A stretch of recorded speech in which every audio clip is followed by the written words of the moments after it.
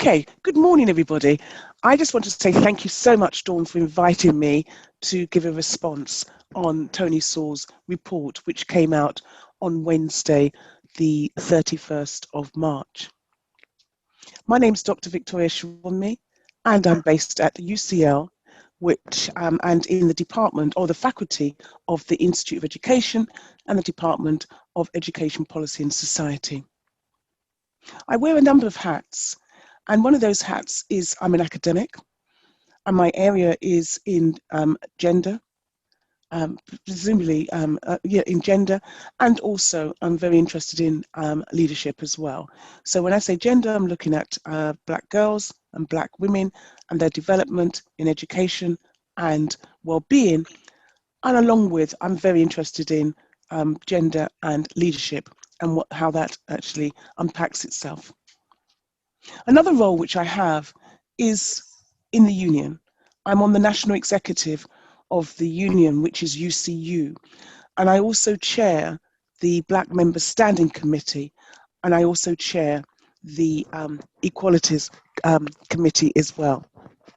Now, when Dawn asked me if I would like to be part of the discussion which he's going to be having later on today, I believe, I wasn't able to. I've got a very heavy load at the present moment, but she wanted me to perhaps give some of the thoughts which I was going to give anyway.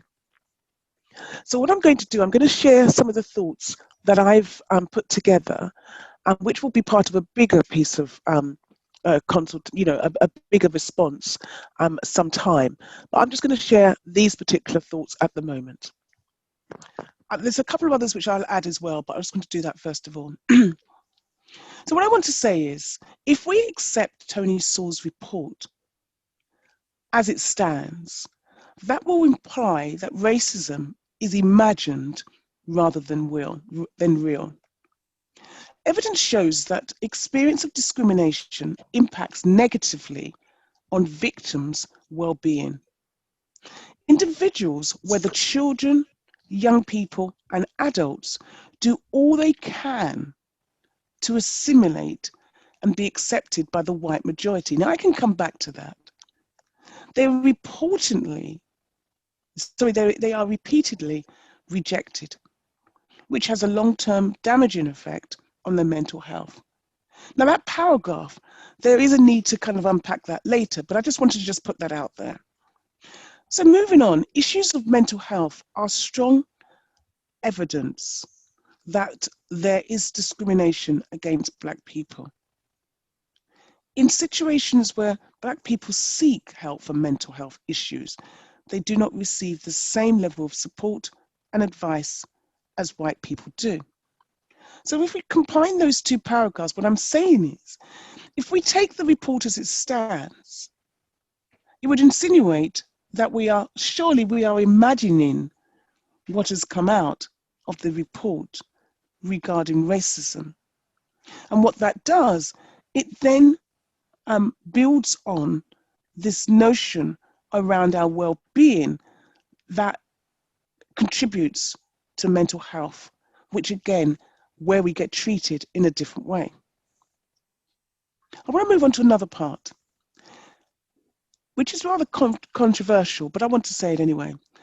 If the report claimed that institutional discrimination on the grounds of gender did not exist in our society, in the way that this report claims that institutional racism does not exist, there would be an outcry, and I would say a national outcry, because what you're then saying is that the discrimination against women doesn't exist. But that's what we're insinuating regarding the report.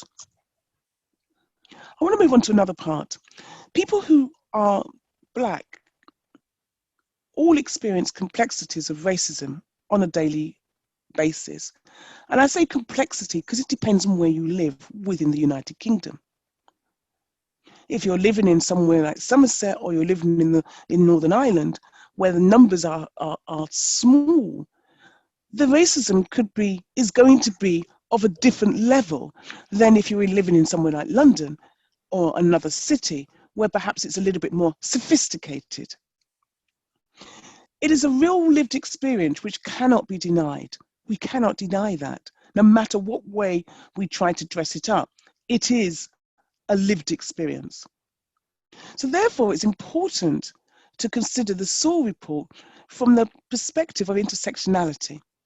If you are Black and also belong to an additional group which is vulnerable to discrimination, for example, LGBTQ+, gender, disabled, religious group, age, you're in an even worse situation about how this report has opened up about different aspects. I think something else which I think would be useful to discuss at some stage is, with the outrage around the report, is there a need to look at the ethical guidelines that it perhaps has been, which may have broken as part of this report? How were the people selected? What's the criteria for the people to be selected? And what did they contribute, and how was their contributions used within the report? And I think that's perhaps the area which not much discussion has gone about. But as a researcher, that's the first thing I'd want to look at, is how, why, and what, and in which way did things come together? And I think that's really important. And I think the last point I would make is, so the purpose of the report theoretically was seen to, put this to bed, put this racism discussion to bed, and perhaps then we can move on. But on the other side, it's more of, well, it's just thrown a grenade, if you use excuse the terminology, into the whole mix of the discussion. The grenade's been put in. The expectation is that there's going to be a lot of noise, which is going to be created around the report. And then what happens? Does that then die down? And that's what they wanted? Or will it continue to be challenged that certain parts within the report, going back to ethics, is inaccurate? And if that's the case, and the report is inaccurate, well, then we need to do something serious about it. We do need to identify some of the inaccuracies within the report based on what evidence did they give. And I think that's really important as well to do. So I think they're the points which I'd like to make about the Saul report. I hope that adds to the conversation later on today. And I'm sure that there'll be a lot of heated discussion and passion coming out of this. But this is me as a Black female talking about this report and how it impacts on society from that. The aspect which I think is really important is it puts it back into the aspect, surely are we imagining things? And if we are imagining things, what impact that has on our well-being and our mental health. And if this was a report which said something similar about women, where would that be right now? And our lived experiences, are you saying that the lived experience are imagined as well? Or is this something which you believe? And there's other parts of the community where no one could ever deny what their experiences is. But why is it that it's so easy to deny the experience of Black people? And the last point I will make, which I think is another controversial, I am very positive that they've taken away the word BAME. But what I'm concerned about is so many people are using the term Black and brown. Now, why I'm concerned about that is that if you're in America and you're using the term Black and brown, it has more meaning, because we're talking about brown meaning Puerto Rican, Latino, and that aspect of brown. But when it comes to Asian, they aren't seen as brown in that terminology. They're seen as Black. So it's and a bit within the UK, which I find very difficult. That if it's Asian people who want to call themselves brown, well, then we start this whole ladder of who's on top. So you've got white, brown, and black, and no one wants to scrabble to be black because they see the consequences. So if we keep saying, yeah, black and brown people, we're not doing it as endearment. What we're doing is we're positioning ourselves to be at the bottom. And if we're really wanting to do that, we just need to say, listen, it's non-white. And that will then, no one can say that they're not white, unless somebody who is not African or African Caribbean wants to be white, and they're clearly not. That's a different discussion.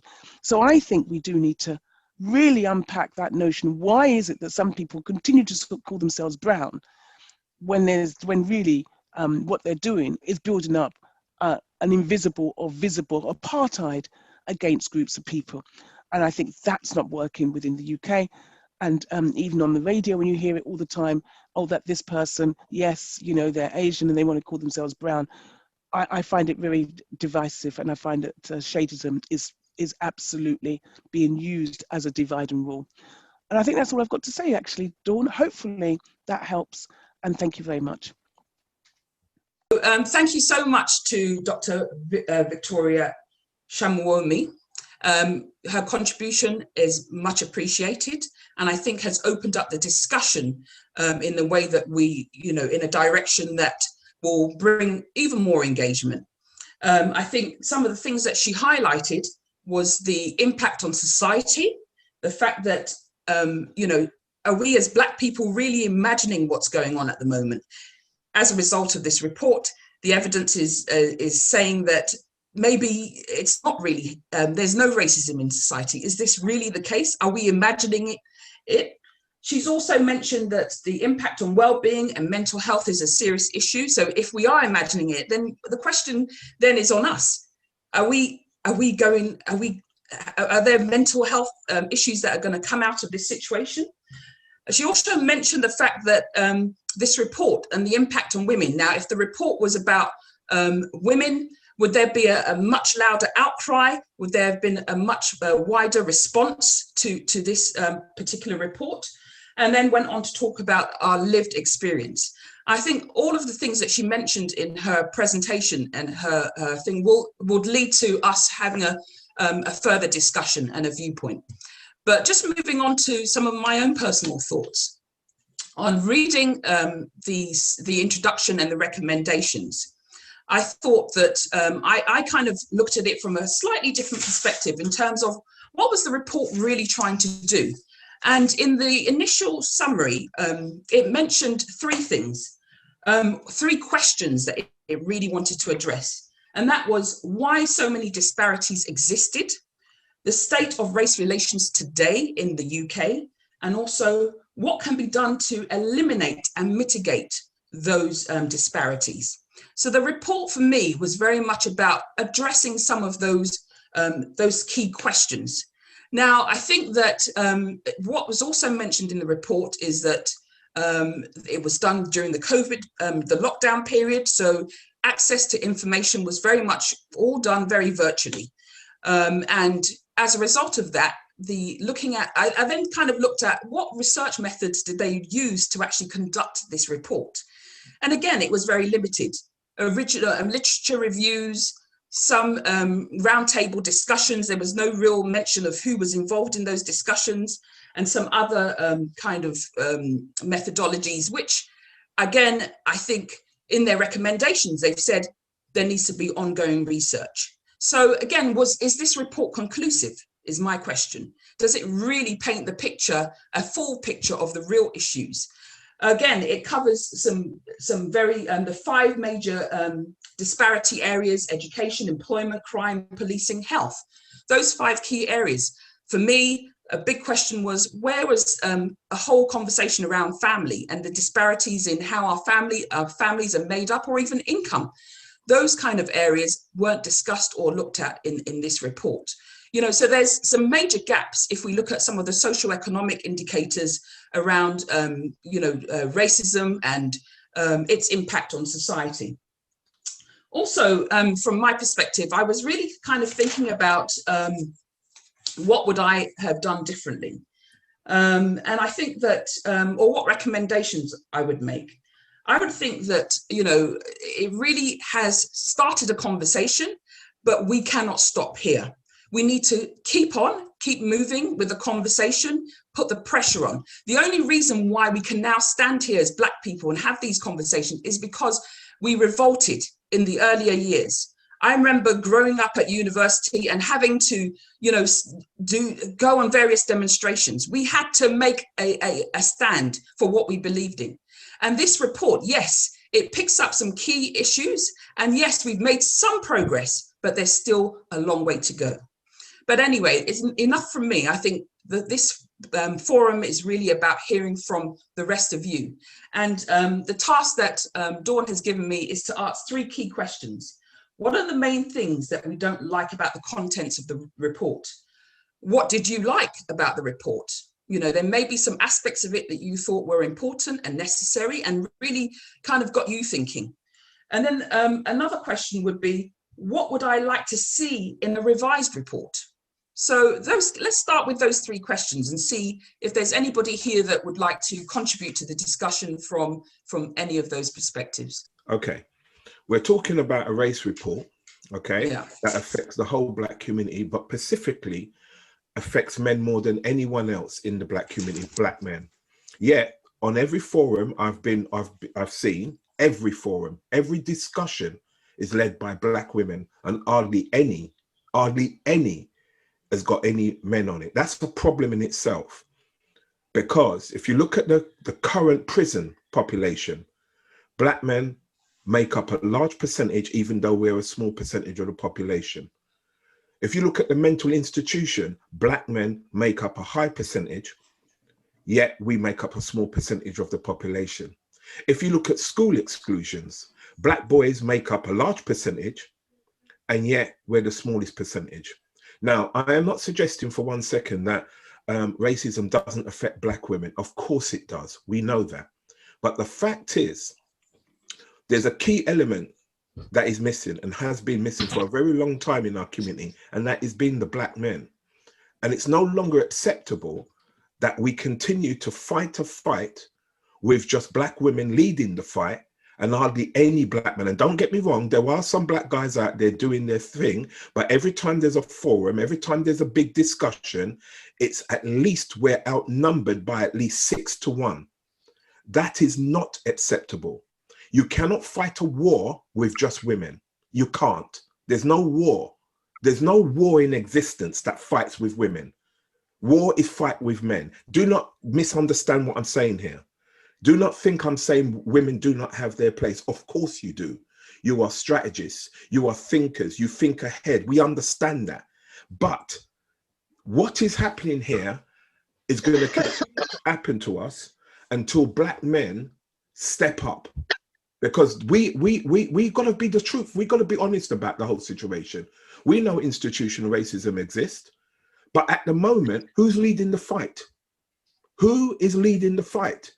So from my perspective, we've got 2 fights, not only against institutional racism, we've got a fight to try and engage Black men to wake up. Because at this current rate, for those who don't know me, I'm a former gang member, but I'm also a consultant now. I run a training company, but I also engage gang members. That's what I do for a living. I engage, not just in this country, in the Caribbean and in America. So when I talk about Black men, I'm talking from a wide range of perspective, African Americans, Caribbeans, and here. And there's a correlation. There's a correlation. Absence of fathers. No matter what country you go to, whether it be Jamaica, Barbados, Trinidad, or America, or right here in the UK.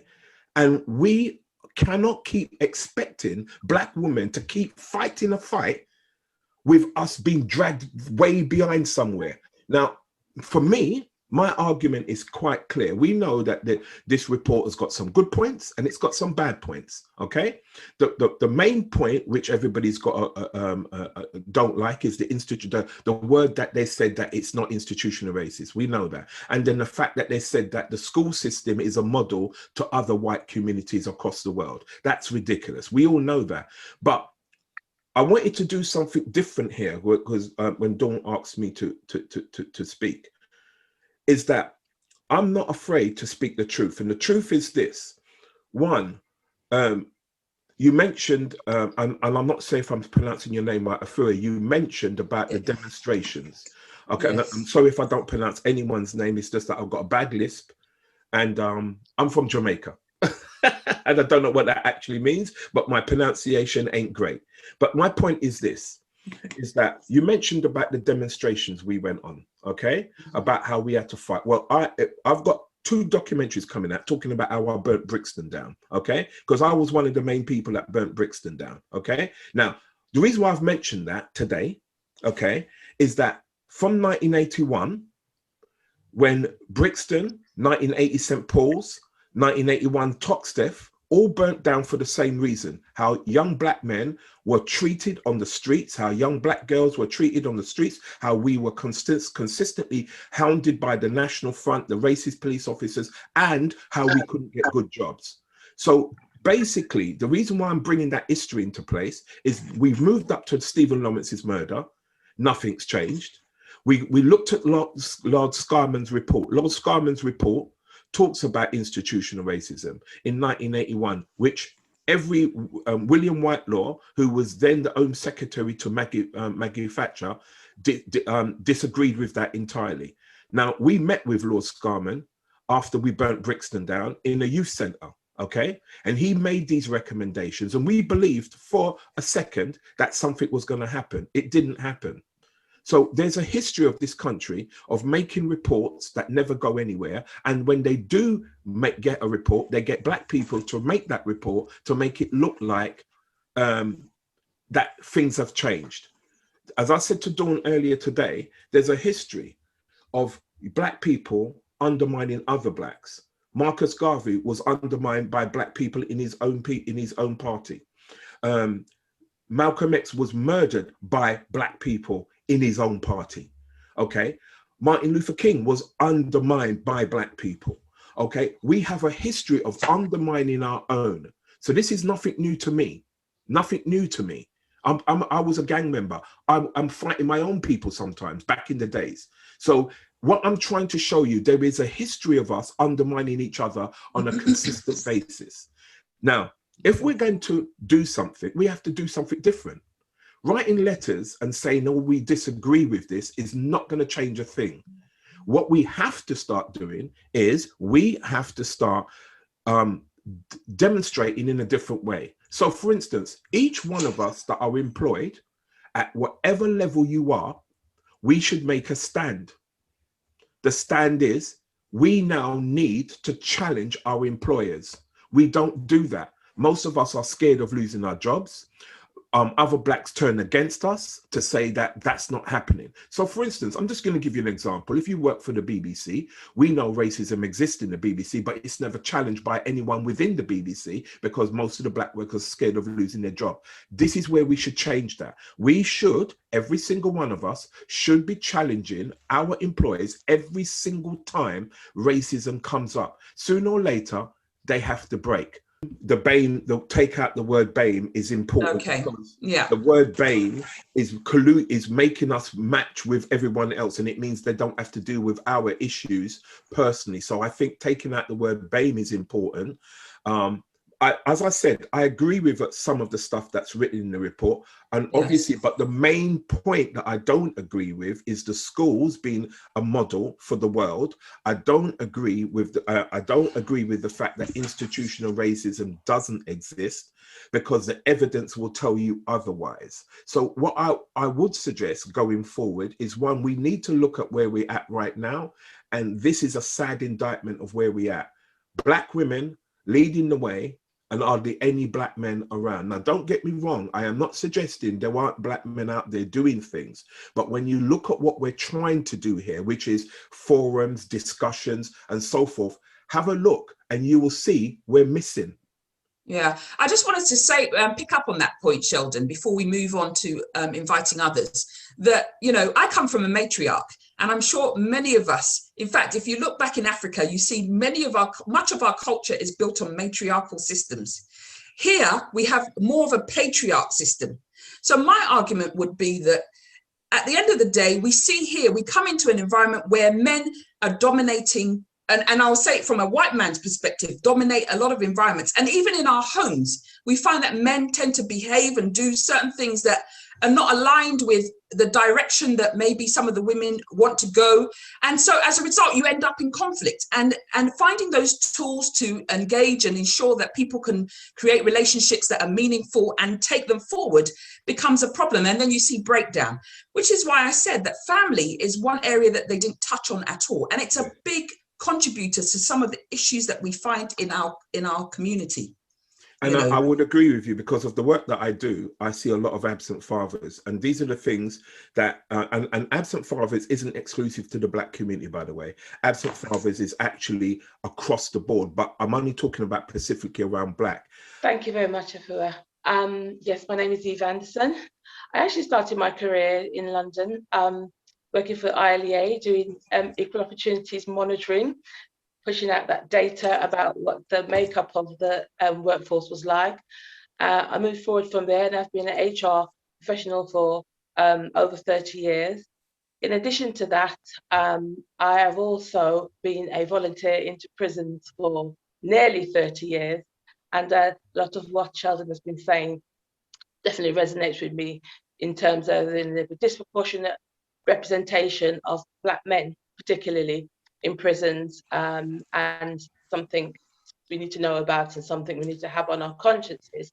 I heard about this report, and the way that it was actually put out in the public domain was quite interesting to me, because it was a very bland, as it were, don't worry folks, there's no racism in this country, so carry on folks, keep doing your thing.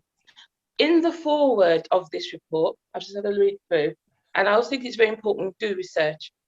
I've done it myself, is that if you want to know the essence of where a report is coming from, what it wants to say, read the foreword. Same thing in the book, read the foreword, it will tell you lots. Just this one paragraph stopped me in my tracks. I just want to say, Afua, just a couple of lines, so just indulge me on that, and then I'll just say a couple of things. This is what it says, and I'm reading directly. Put simply, we no longer see a Britain where the system is deliberately rigged against ethnic minorities. The impediments and disparities do exist. They are varied, and ironically, very few of them are directly to do with racism. Too often, racism is a catch-all explanation and can be simply implicitly accepted rather than explicitly examined. Now, it's a report.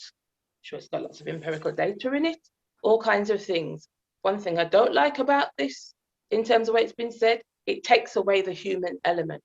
That's all I see about it.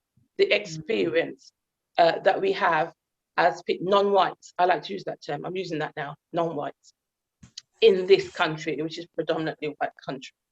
That in itself, that when I read that paragraph, it stopped me right there. It felt like something had been shoved in me. I was like, what are you saying? What are you trying to tell us? And I think the operative word there is, put simply, we no longer see a Britain. So I thought to myself, I don't think you're really talking about me or people generally in this country and our experiences. You commission people who've come together to put together something that would be palatable, I think that's the word, to the vast majority of people in this country who are white and not non-white, and wouldn't give them many sleepless nights, wouldn't help them to sort of have a really think about their own behaviors. You know, it's want to think of a word, but I'll come to that word in a second. It really just, it's to soothe them, you know, because when you think about injustice, injustice should stir you up. There should be a feeling, and the feeling should lead to action. I think that's what Sheldon, part of what Sheldon was saying, but obviously you said it into gender as well. Thank you. Yeah, it should lead to action. What we have here, you know, I'm a Christian, so I'm going to say what Jesus said.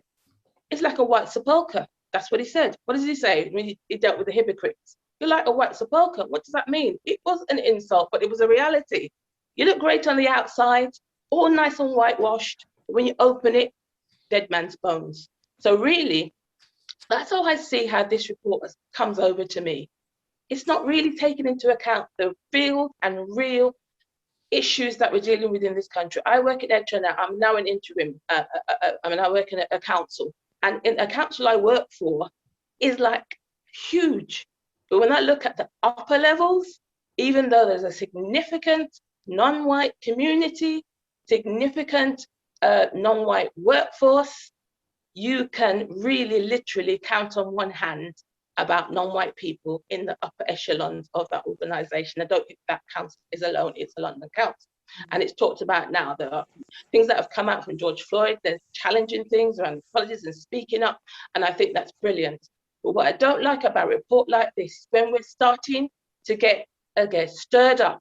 We had George Floyd, we had Windrush, we had all those things, and we're saying, and I say simply like Megan heard her say recently, I refuse to be silent. I do refuse to be silent. I'm speaking out. And many more people are saying that. And to me, for this to just land the way it did, when we are gathering momentum in ourselves, having talks like this, speaking out, it's like, shh, be quiet. That normal thing they do to us as non-whites to say, you think you are being treated in a way that's unfair, but not really. And so therefore, what they expect us to do is go back in our shells. Well, all I'm going to end on this is that I refuse to be silent. And when I see something like this, it fires me up to say even more, to challenge inequality even more, and particularly as a Black person, coming from parents that came from the Caribbean, from Jamaica, this country, and worked hard for me and my siblings to have, our chances in life. I am not going to step on that work from them by just accepting something like this, which I think is meant to, again, quell any unease we feel about racism. We didn't invent it, and as the song said, we didn't start the fire, but at the end of the day, the people who are benefiting from it, it's not non-white people. So we need to speak up, and we need to speak up also for the next generation below us and the generation below them to see that we are not going to stand for this kind of whitewashing in terms of us to just be quiet and no longer speak up. So that's what I'd like to say, Afua. Thank you very Excellent. much. Thank you very much, E, for your contribution. That's absolutely brilliant. And I think the point is well made about us needing to speak up. Speak up in your workplace. If you see anything that is untoward or unethical or is affecting not even just yourself, but another Black person or anyone else, the policies are negatively impacting our people. Speak up. You have to speak up.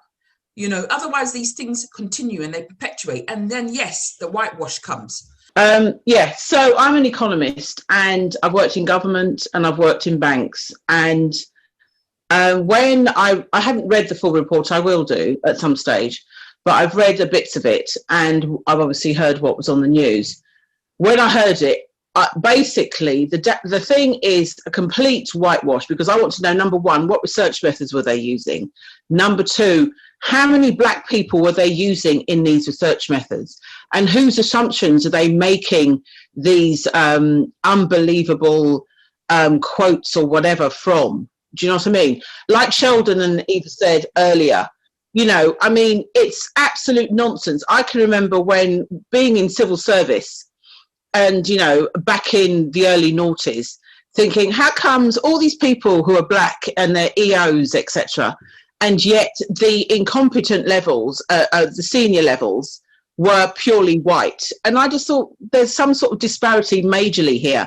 And we come down to we're in 2021, and okay, yes, we're having COVID and we're in lockdown, but everything. But you sort of think, well, no, you cannot say to me that there is no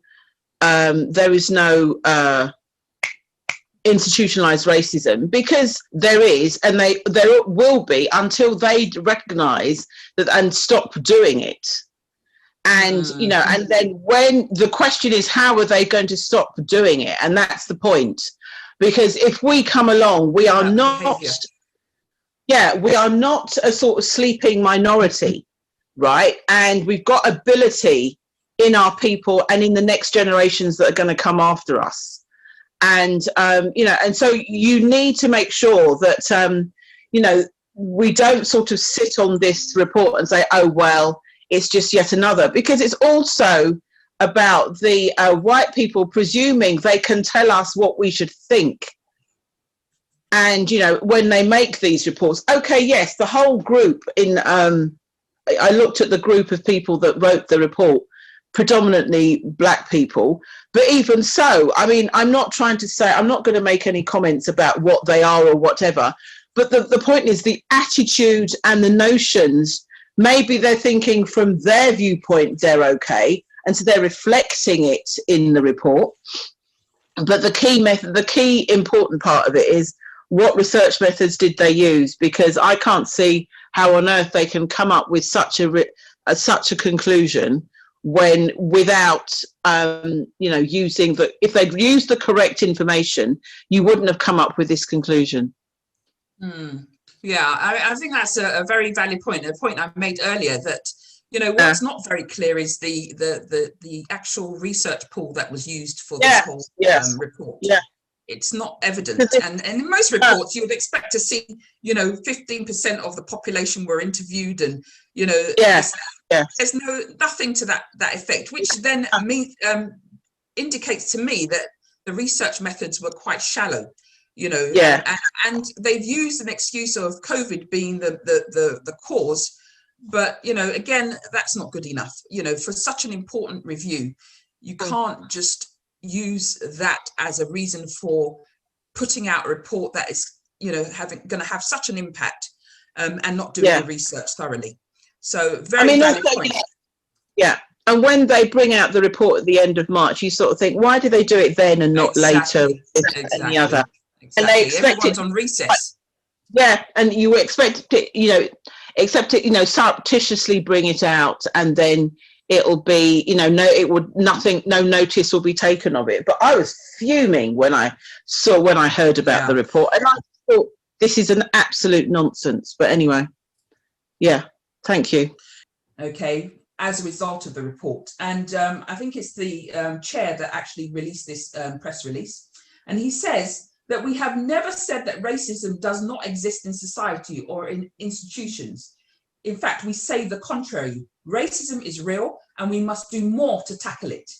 That is why our very first recommendation to the government is to challenge racist and discriminatory action and increase funding to the Equality and Human Rights Commission to pursue investigations.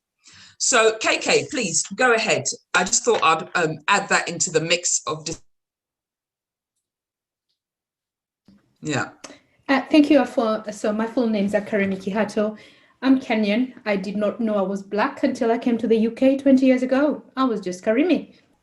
But anyway, I have since become accustomed to being seen as a Black woman. And I guess for what I do as a profession, I work in human resources within the tech sector.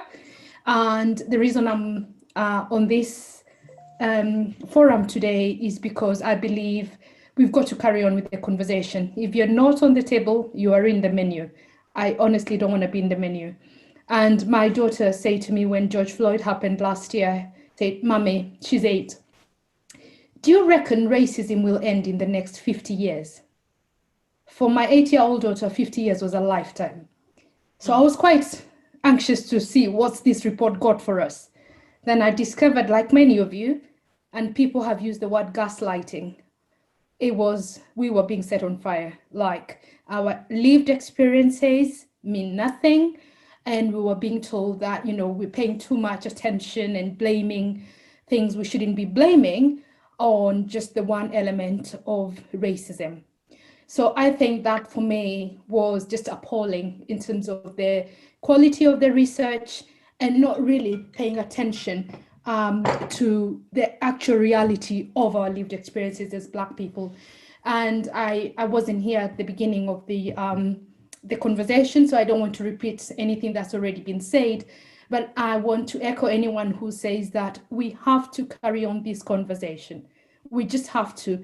And it's difficult in our workplaces. Even for me as a HR person, it's very difficult when you're the minority and we look at our allies to try and support, because as a minority, really, you get the strength from the allies who support us. And again, they have also wondering, really, is this an issue anymore? So it feels like we've been taken back so many years on a journey that we're already making steps forward. So I think that's my only comments, and thank you for the opportunity to speak. Okay, great, KK. Just to elaborate on your contribution, employment came up as one of the areas where we see a lot of disparities, particularly around recruitment and progression. And I just wanted you to, I mean, given that you're in HR, you're at the front line of, you know, recruitment, training, development of people, just your view, particularly in the IT industry, where you might see, you know, quite a diverse pool of candidates coming through for applications. What is your thoughts around the disparities there? Oh, wow.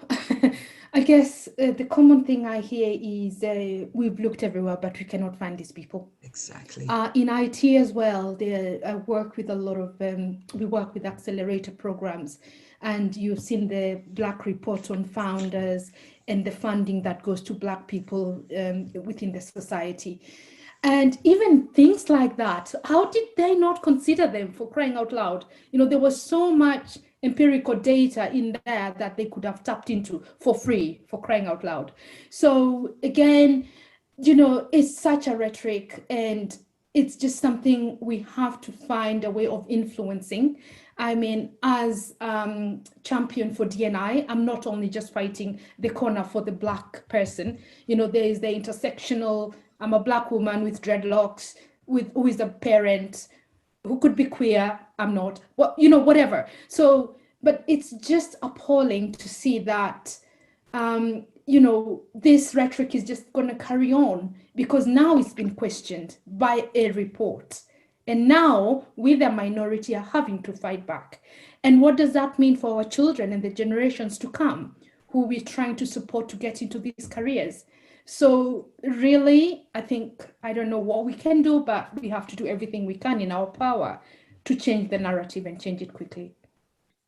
So who is telling our story? So I do agree with the gentleman who came there as well as saying, just to quote another Zimbabwean who was fighting during apartheid, to say, when I'm fighting for Africans, I am using one hand, with one hand pushing back other Africans who are fighting me to try to stop me fighting for them.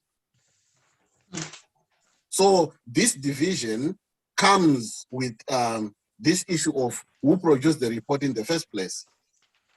Those are our people who did it. So if they are saying there is no institutional racism, they are saying it on behalf of us.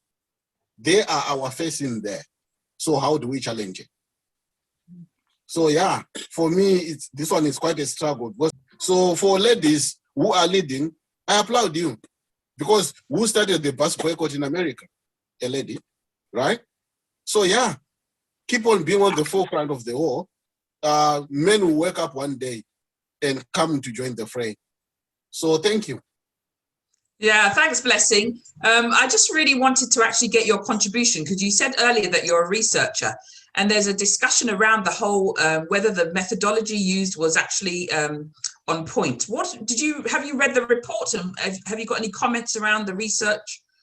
Yeah, when I was looking at the research, after reading the research, actually I looked up the researchers themselves, and unfortunately, some of them, I think I saw 3 of them saying, no, we were not involved. The people who were cited to say they did, they contributed, both these are researchers whom we talked to. So I wanted to find out about the methodology which they used. And they said, no, we didn't contribute to that report. Okay. So they even wrote it on Twitter as well. And I saw journalists saying to them, can we please talk to you? So it's very difficult from that perspective to then say this methodology was used, because in consulting the researchers, they are saying, no, we didn't contribute to it. Anyway, so where did that information come from? So I think, to me, it sounds like they got anecdotal evidence somewhere and then credited researchers, but this also need to be investigated. Why did they cite the people who were not involved? It's research from the Cabinet Office. So that probably explains it. But, you know, I think one of the things that was sadly missed in the report was a recommendation that there be more training about inclusivity, diversity, unconscious bias. In fact, in the report, they actually said that no, companies shouldn't be doing that. And I think that's a travesty, because so many companies have started to take that on board, and their eyes are being opened to what has happened over centuries and even to this stage, that, you know, to actually say that, oh, that's not needed, that was a real shock. That's like a slap in the face.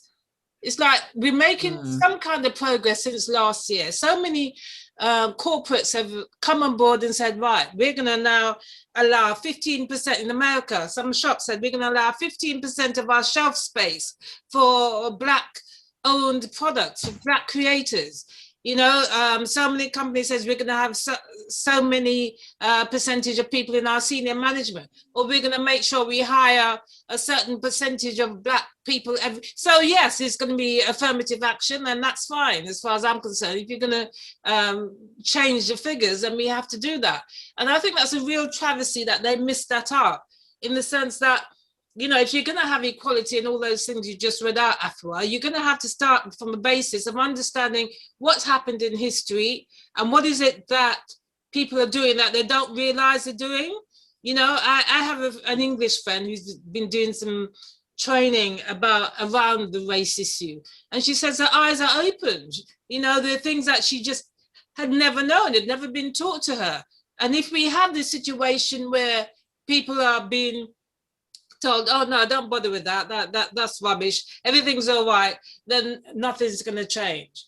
That terrible paragraph that talked about modern Britain, right, and the fact that they want to stop the negative calls for decolonizing the curriculum. I mean, that paragraph is terrible. That paragraph is a disaster when it says that, oh, you know, we want all children to reclaim their British heritage. Well, no matter how much, how they try and whitewash it, we don't all have a British heritage. And even those that do have a British heritage need to know about the different nationalities and races among them. For you to be saying that, oh, let's not have tokenism in terms of Black achievement. How dare you? There's a lot of Black achievement that's out there, and it doesn't have to be tokenism. In fact, you should spend a whole month talking about Black achievement, and then maybe another whole month talking about Asian achievement. And then you should weave it throughout the curriculum throughout the whole year. So it's not just a Black history thing. And I think the worst thing is when it comes down to slavery. The slavery period should not only be about profit and suffering, but also about culturally African people transforming themselves into a remodeled African Britain. I mean, how can you look at that as positive? Was the person who actually wrote those words, did everybody around the table, all of the commissioners agree with those words? Because I suspect that some of those commissioners didn't see the final thing until it was published. I suspect some of them are shocked. And at some point, somebody's going to break ranks and say, no, I don't agree with everything that's in here, and I didn't endorse this, because this was written in someone's bedroom overnight and then presented as fait accompli. Yeah, wow. Dawn. Wow, indeed. For my one concern as well with the recommendations was the catch-all of using tech, i.e. artificial intelligence. So suddenly they have to come up with an algorithm. We all know what the algorithms did to the school system with the grading of our Black children. I'm not saying that tech cannot be used in a good way, but how we're going to have public sector organizations apply algorithms to measure equality, who's going to code those algorithms? Is it going to be all white coders? Is it going to be Black? Because whoever codes the algorithm, obviously, or does the programming, there will be inevitably an amount of bias. So throwing that as just a recommendation out there was just not well thought through. And it's one that we should be really careful about. Absolutely, absolutely. You know, I think that was actually one of my biggest concerns as well, as a recommendation. But do we have anyone else on the platform, on the forum, in the forum, that has any experience of, you know, some of the recommendations that have been made, particularly around the recommendation to improve the transparency and use of artificial intelligence, issue guidance that clarifies how to apply the Equality Act to algorithmic decision-making, and require transparency for public sector bodies when such is applied to decision-making concerning individuals. Wow. Eve, I'd like to hear from you actually on that point. Any thoughts?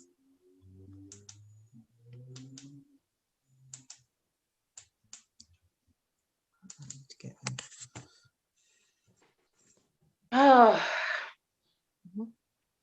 so many things are going through my mind right now, Afua. And Afua, sorry. I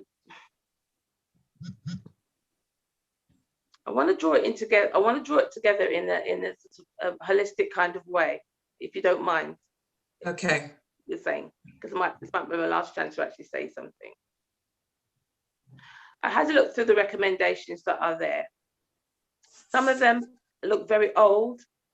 There just seems to be a regurgitation of things that we've seen before, like some training for the police for them to be able to, you know, engage with the communities. What communities? Everywhere has got a community. What does that mean? Does it mean very much some rhetoric that goes underneath it? And I think what we should be careful about is not to become so focused on the things that they're recommending that we don't understand for ourselves what we want to see. Okay. If you want to know what the non-white experience is, do you ask a white person? No, you ask a non-white person. Non-white people in this country, as I put on my Facebook page recently, who actually walk around in this country or work here, can tell you there is racism. The people who may turn around and say, oh, it's great, well done, Britain, you've eradicated, for more or less, racism, and you're no longer propagating in any way, and that's excellent, and you are an exemplar for, you know, European and other areas where there are predominantly white people, you are an exemplar. When we hear and see things like that, we should be ones that are speaking up and saying, you need to hear my experience, and we need not to be quiet about those things. These recommendations, you look at them, I think to myself, one of them, number 11, says, establish an office for health disparities. The thing that's really brought health disparities forward is COVID. The terrible thing that's happened to us has really focused us around health disparities and how it affects non-whites. That may be in terms of our health issues, and I have underlying health issues, or the NHS, where many non-white staff were perishing because of COVID, and they were wondering what the reasons why. Well, it could be that they did not mind putting non-white staff on the front line, as it were, of this fight against this infection. Could it be that? And isn't that, in its own way, institutionally racist? Well, let's put the black staff there. And there was, anecdotally, and those people working at NHS may have their stories, but I've heard them. You know, who's in the back watching what's going on and who's up front? No surprise there. Were we shocked? Not really. So even though this is here, I don't see this as being the black experience, sorry, the non-white experience, I should say. I don't want the term black. I just want to say the non-white experience in this country. And the recommendations, I look at them, I'm so disappointed. I'm so disappointed because One, they just seem to be rhetoric again. Let's put these down. They look old, they look tired. Where's the fight behind them? Where's the fire behind them? Where's the impetus behind them? It's just like, we were asked to do something, we've produced it, there we go, let's just rest now. Whereas really what we'd expect from a report like this, it should start bringing people together, as the world was brought together by the slaying of George Floyd. The world brought together, who were whites and non-whites, came together in shock and horror and wanted something to do and went out and demonstrated.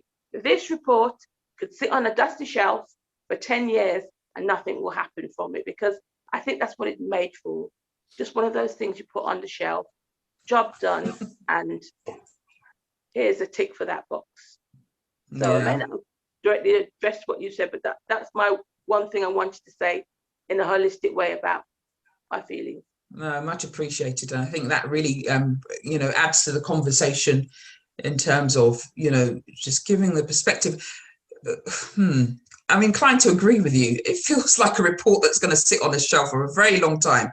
Whether the recommendations will be implemented or not is another story. I just don't see it happening, and that might be some of the reason for the controversy. The reason why it was released at the time it was, when, Parliament's on recess, because it just wasn't going to give it any weight. And then the question for me is, the whole conversation, I don't, want to drag in Meghan's story, but it's just the closeness, that within a matter of weeks, you've got Meghan accusing the royal family of racism. And then this report comes out a couple of weeks later and it's, it's trashed. I mean, what's that all about? Introduce yourself first, please. Yeah, hi, my name is Ansel. I am a business development consultant based in London. All right, so the two basic rules of governing is never mind anything, never look into anything you don't have to, and never set up an inquiry unless you know in advance what the findings are.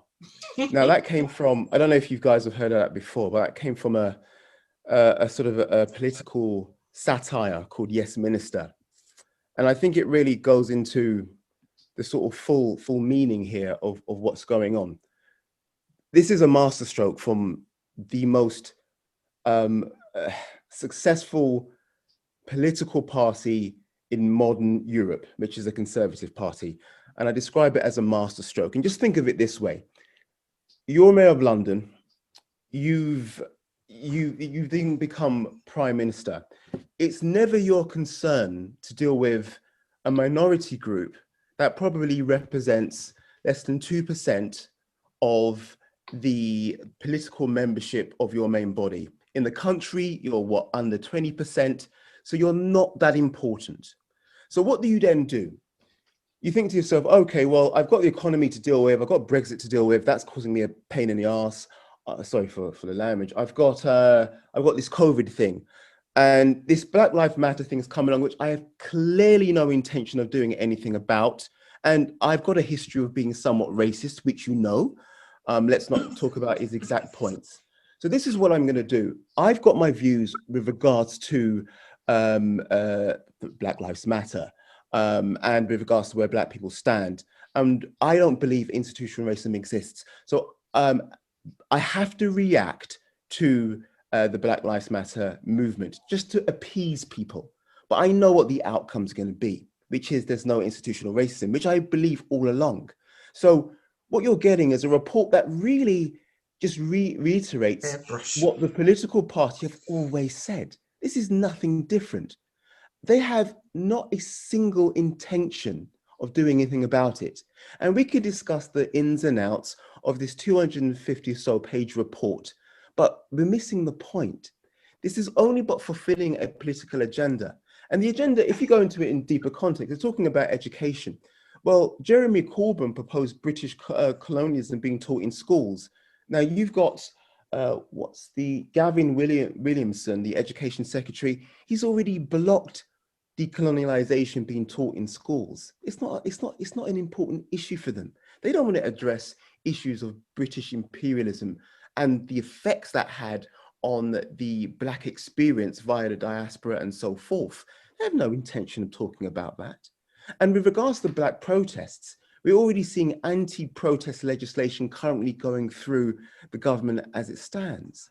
So what you're really getting here is you're getting a political party who are pulling off a masterstroke in saying, well, we can block the issue of institutional racism from a legislative perspective, from an occupational perspective or a corporate perspective, as it won't be addressed within the workplace because it's no longer a thing. And we can continue with our core agenda, which is essentially removing whatever's defined as the woke experience. And it's brilliant. And the BAME thing is also a masterstroke as well, because what you're doing is you're saying, I think someone mentioned this, I think it was yourself. What you're saying is in the civil rights movement, what you had is, what made the civil rights powerful is that you had powerful underrepresented institutions of race, such as Jewish people being related to the Black experience, the same way you would relate minority or what women experience maybe with ethnic minorities. But if you divide the experience, if you say, well, we don't want to be BAME, instead we've got brown, we've got Black, the fact that we're arguing about the definition, that serves the conservative purpose perfectly. That's what they want us to do. And they want to divide this. So you do have the hierarchy of, okay, we'll have brown and we'll have Black, and the Black experience won't be the brown experience. And then you can divide it more. The African experience won't be the Caribbean experience. So therefore, what defined Black development was organizations, whether post the Black Panthers in the 60s, when we organized, that's when we're our most powerful. But if you divide us as a race within the context of Caribbean, African, and Asian, then we become even smaller than what we already are.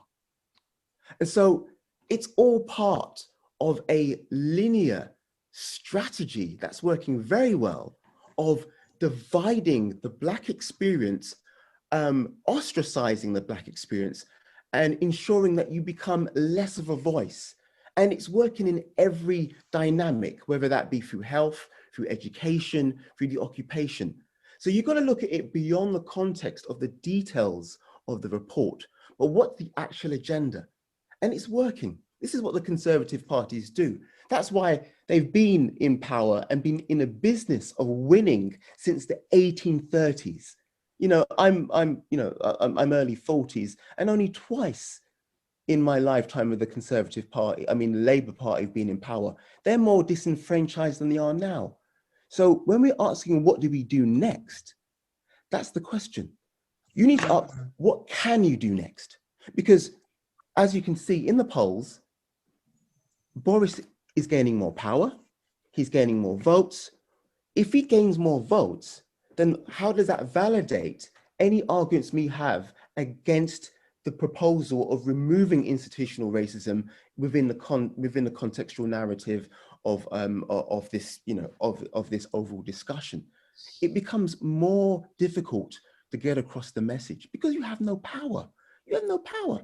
So we can have discussions within this forum, we can chat to each other, but we will never get beyond a specific part of institutional government power because we have less, as the Conservatives increase their power and their momentum of silencing our Black experience.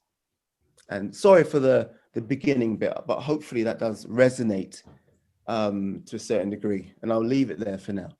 The thing is, you know, I was agreeing with what Ray said because, you know, I've always thought that the way that, you know, we're up in arms about being called BAME is completely irrelevant to what is actually happening. And Ray is right in terms of the agenda for the Conservatives. It is a divide and conquer agenda, and we are playing into that divide and conquer agenda. And until we get her back, it's Abimbola. Just wanted to make another comment. I've got lots I could say, but I know it's timing and everything. The key problem, what Ray was saying was correct about the Conservative government and their agenda. And but I think that also what, you know, sort of being positive and looking forward, we will get over this, and we will achieve what we wish to achieve. But I think part of the problem is that because we've got the history of colonialism, imperialism, etc., and this nonsense that, you know, some people have to actually have a thought that we have no right to be here, even though you were born here. And, you know, your parents came over and they've done a lot for the country, and they made you, you know, my mother put us through university. You know, we've got our degrees, our masters, etc. And still you're not considered as worthy.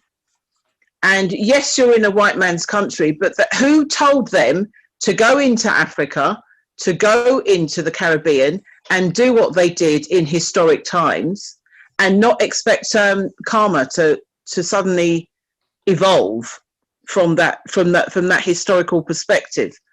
Now we are sitting here talking about institutionalized racism, which is endemic. There is no two ways about it. It's endemic. And if people think, you know, I was in a bank and I've got 2 degrees, I didn't realize at the time, because I was a novice economist, that my assessment was done by somebody that just about had O levels. So, you know, there was total disparity purely because I was black. And of course, I didn't get a good appraisal. Anyway, that's beside the point. I've gone on and done quite a few good other things since then. But the point is, it is endemic, and it's endemic definitely within the civil service, definitely. And that is a key for elsewhere. Even NHS, with you know, you've got 40% of people of colour who are nurses, doctors, etc. The senior stratas are not, you know, non-whites are minimal. You know, why is that? And it's because they don't want us to succeed, and they think, you know, I mean, you know, for everybody else it's a glass ceiling. Well, for us it's a concrete ceiling, you know, when you want to advance in your job or your career or whatever. And so, you know, having these you know, these forums are good. What I didn't agree with what Ray said was when he said that because they've got the agenda, you know, yeah, they've got the agenda, they're in power at the moment, and there's so much disparity with the other parties, you know, you don't know what's going to happen at the next elections or whatever. But I think, you know, if we keep on at it, there will come a time when we will get what we've wished for decades. And even with Scargill's report back in 81 to what they're doing now, I mean, I reckon they've just, you know, got that up. I mean, I'd have to do the comparison by reading it, but I think they probably got that up and then extracted parts out of it into this report, because it's the same old sort of thing. But anyway, yeah, that's, I think, yeah, thank you. My name's Sibohan Lecointe. I started a company a long time ago called Afro Toys, selling black toys for children. Okay. I am a civil servant as well. I work in immigration. I do agree with what the lady said before with regards to the disparities within the civil service. And I wanted to say to Blessing that I understand that in Africa, it may have been a negative term to be referred to as black, but in this country, it is not. And I think that I disagree with him when he says that he encourages his children to call themselves brown. I really take offense to anybody describing me as brown. And I think that's a way of people trying to tell you, well, don't worry, you're not like the rest of those black people. I think it's rude. And I think we should stop trying to find euphemisms for white people to use for us, to be quite frank. We're black people, and that's the end of it. I agreed with Ray when he was talking about divide and conquer. And at the beginning, when you were asking what people, you know, what kind of research references they used, what I did notice is that they were not on the ground talking to, for example, the Black Childers Agenda. They weren't talking to Black British Parents. They weren't talking to the Poppy Project. They weren't talking to even Raspek and the Forever Family. They weren't talking to any of those people. Yeah. They went to the police service, to Black Professionals UK. They spoke to Levi Roots. I mean, what did he say? I don't understand. Did they call you, Dawn? Did they call you? No. Like, you could put a forum together like this, and we would have told them what to say. Yeah. You know, there were lots of people that they could have spoken to that they didn't. They could have tried to find, for example, some of the, you know, people that are still connected with the Black Panthers in the UK when they first came here, you know, that are still working now, that are still in the community. They could have even tried to find out what happened with the groups that congregated for Windrush, because they had, Black is not, anyway, they could have done that. They could have had open forums like they did for the Windrush communities and asked people to come and give their lived experiences, but they didn't do any of that from what I heard, because I mean, I certainly didn't hear about it and I didn't see it on any social media. So I think there's lots of things that they could have done. And in terms of, you know, repairing or righting the wrongs of what's happened to the previous generations, well, it lies with the future generation now. You know, that's who they have to ensure. Tell the police to leave them alone. Yes, they should be accountable. But as well as being accountable, they should be fully trained when it comes to race and their attitudes towards our youth and, you know, the impact that they have on their mental health. Because one thing that I know a lot of white children don't have to think about is what it means to be Black if a policeman walks past you. And that on its own, that's just a tiny separate segment of this report. There's just so many things that, you know, they could have addressed. Thank you. Yeah, so I'm sorry that turned into a bit of a rant. But yeah, very, you know, you've touched on a number of points in your summation there. So thanks for that. Really great stuff. A lot of what was said. My name's Debbie Field-Pellow, and I run a company called Black British Parent, and we've been running for the last 10 years on Facebook, and perhaps for the last 3 years or so on Instagram. We've got over 25,000 followers in such a short space of time. We've had a lot of people very angry about this report. And the thing is, I understand the anger, but am I really surprised by the results and the way that they've gone about sharing these results? No, I'm not. But what I will say is, I think there's a perfect opportunity right now for us to really pull together our resources and start building together for ourselves. And I think that in itself will speak volumes. So I'm happy to be kept in touch of any further conversations that's going on or happening. I was invited to this conversation by Jacqueline, who's also in the group, and I'm very familiar with Afro Toys, Sibohan from Afro Toys as well. So we're kind of connected, and I'm happy to, like I said, be supportive in any which way or form I can with the platform. Our platform on social media, on Instagram particularly, is very active, and it's very controversial. We do highlight, you know, a lot of perspectives, Black perspectives, and we do regard ourselves. I'm very light skinned, not that that matters, but I regard myself as Black, not brown, and I think it is definitely, how can I say, just trying to take us off the focus. And the focus is that we have got a lot that we've been having to deal with. And I think one of the other things as well is to be mindful of, but not to focus too much on, is the mental health within our community. I think racism has had a huge impact on the way that we think. I think racism has had a huge impact on our health. And there is such thing as intergenerational trauma. There's a lot of things that are happening right now that I'm seeing, paying attention to how people respond to things on social media, what triggers them, and obviously with the latest pandemic and how things have been evolving out of that. So as I said, I have a lot to contribute from here in the future. So please, I'm happy to be kept in touch. That's what I have to say right now. Thank you very much for the opportunity as well. Thank you so much, Debbie. Thank you. I'm really pleased I picked up on that comment, because that's fantastic. Thank you for your contribution, Black British Parent.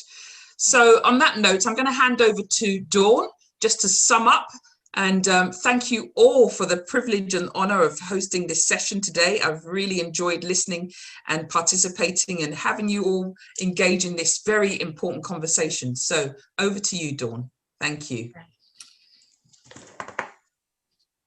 On the day that the report came out on Wednesday the 31st, we have a WhatsApp group, the Black Economics WhatsApp group. And from about 7 in the morning, that group was buzzing because Lee Jasper had put in some complaints about the report. So I woke up looking at it thinking, oh, what's going on? What's everybody talking about? So there were some very upset people, and you could understand why, because if you read the report, and if you haven't read it in full, I hope that at some point you will, because it really will give you an idea of what a travesty this is. And the thing is, people like Lee Jasper had warned us that this was the kind of report that was going to come out, because this is the politics of Tony Sewell. He has said from time that we are what we are, not because of race, but because of various other things.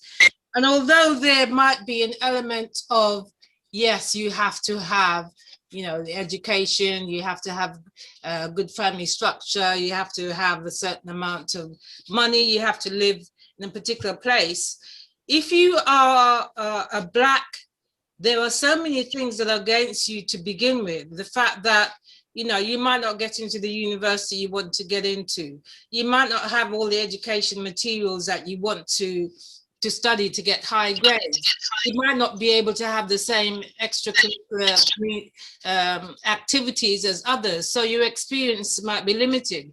Once you go for a job, then there are issues in terms of people not wanting to hire you, or you getting employed.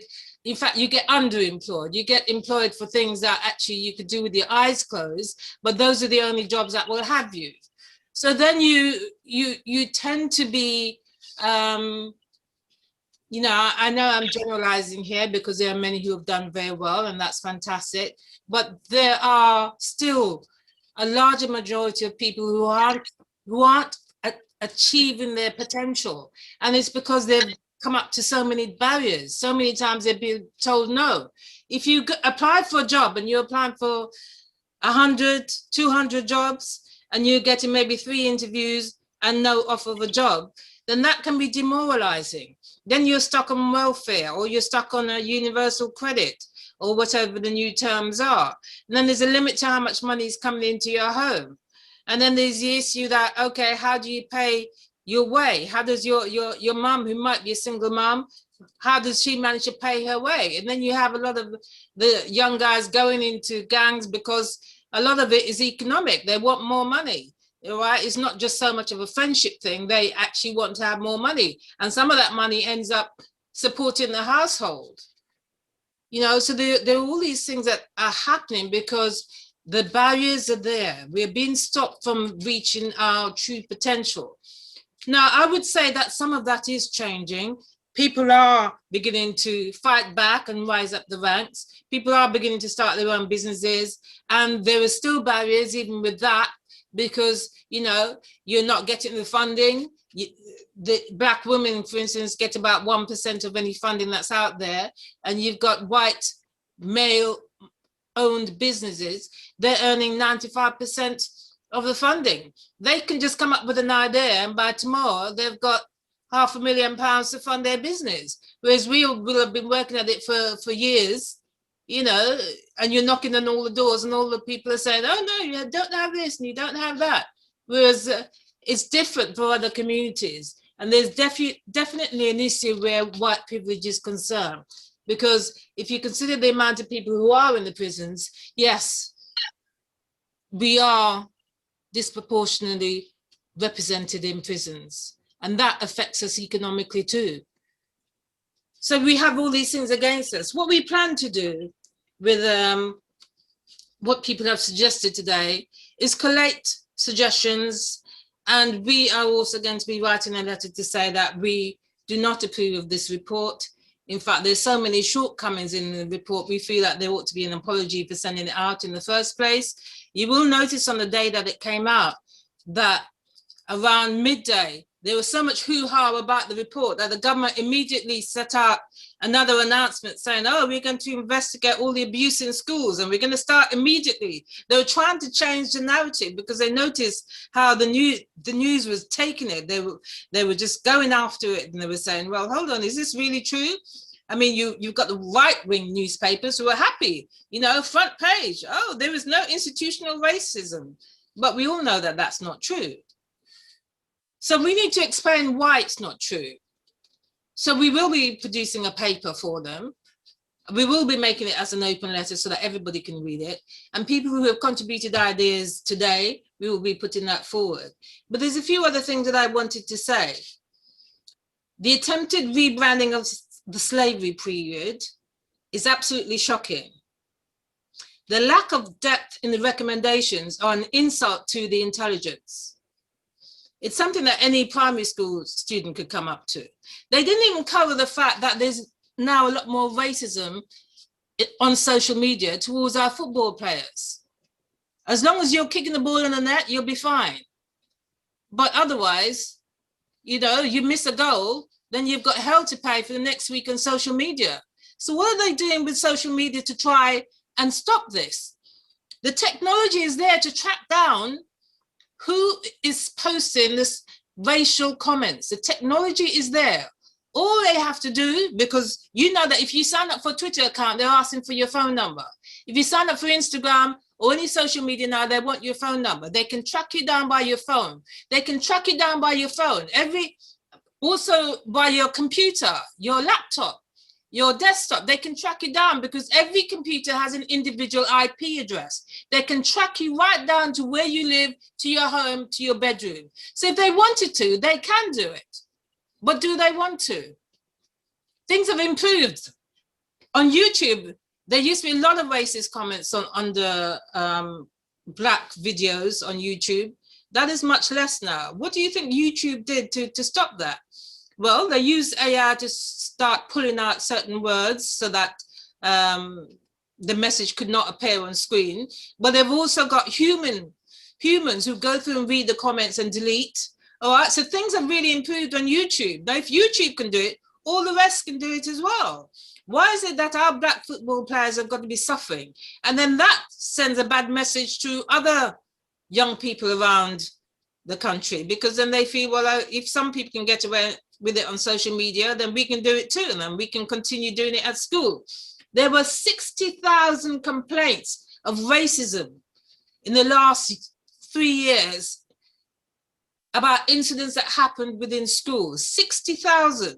So when we thought things were improving, it seems not.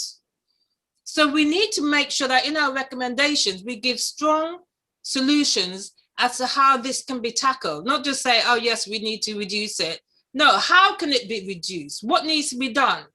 And we need to ensure that any recommendations that are put through with a revised report, because I do think that there needs to be a revised report, that there's a date by which these recommendations are carried through.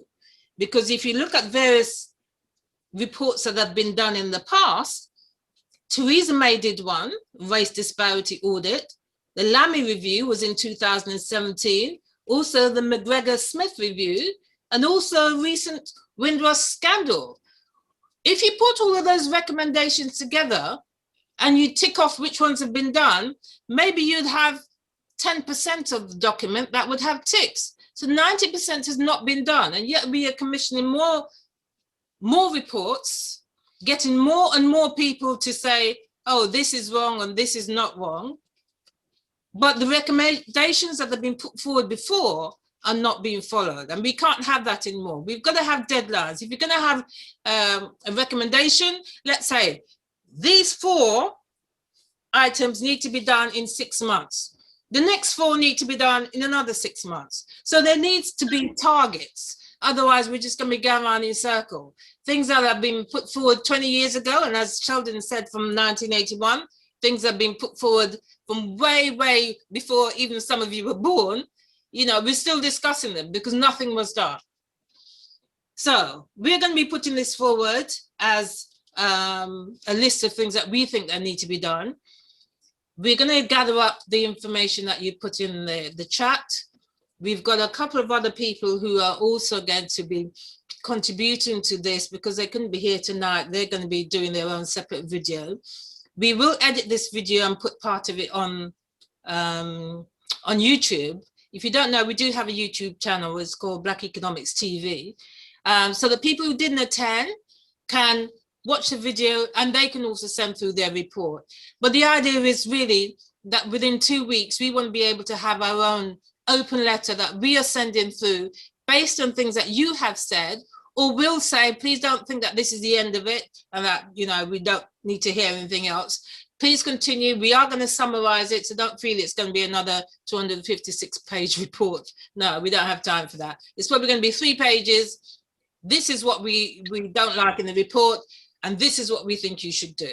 Okay, so if you feel that you want to add paragraphs to that, then please do send them through, and you can always contact us via blackeconomics.co.uk. Do keep in touch with us. Thank you for coming tonight. It's been a great pleasure hearing some of you tonight. I know some of you were kind of quiet and listening, but that's fine. It's good to actually know that people are even interested in talking about this topic, and let's keep in touch. I will send out to the email list of those who registered for tonight the WhatsApp group link so that you can join the WhatsApp group. You can tell us about what you're doing. If there's something you want to promote, that's fine. We're always happy to try and help support people, what they're doing, whether you're in business or you're rising up the career ladder, or even if you're unemployed, there might be somebody in the group who can give you a job or give you advice as to where to go. My daughter sent me a quote earlier today, and it said, "You're only as good as the advice you get." And I thought, well, that's a different spin, because we've heard of you're only as good as your network. We've heard of that. But also the fact is that if you're around people who can give you great advice, that is going to help us move up the ladder further. And if you have advice for us, we're always willing to listen. So please don't feel that, you know, we're here, we know it all. You know, we're all wanting to build together. So do stay in touch, and thank you for coming. Thank you. Good night, everyone. Good night.